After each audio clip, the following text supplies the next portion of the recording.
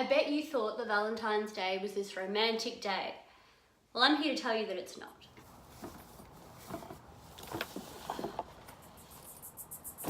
Welcome back to my channel. Today I'm going to be telling you about the gruesome and disgusting and disturbing history of Valentine's Day. Valentine's Day began with an ancient Roman fertility festival called Lupercalia. The festival began with the sacrificing of an animal and then continued with skinning the animal and slapping young women with its skins. Apparently this promotes fertility. Not sure why. One of the traditions of this festival was that all the young single males would draw the name of a young single female from a jar, and they would then be matched with them for the rest of the festival. The man would then have the name of this woman pinned to their sleeve, just so that everyone knew who they were paired up with, pretty much. And that is where the saying, "your heart on your sleeve," comes from. Who was Saint Valentine? There are many different opinions, but the most popular opinion is that he was a priest who married young couples when Emperor Claudius banned marriages for anyone who was in the army. He wanted his soldiers to not be missing home, not have loved ones to care about, so he banned all marriages. And the story says that Saint Valentine would marry these couples in secret. When it was discovered that he was doing this, he was jailed and sentenced to death.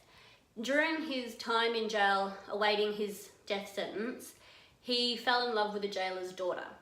And when he was executed on February 14th, he handed her a letter, and at the bottom of that letter, he signed, "From your Valentine," which is why we do that to this day. Now these days, Valentine's Day isn't quite as gruesome. There's no animal sacrifices or people being put to death. However, it's still not that romantic.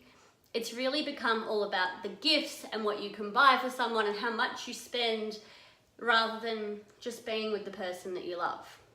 In the US each year, they sell about 1 billion cards and about 35 million boxes of heart-shaped candy, as well as 220 million roses.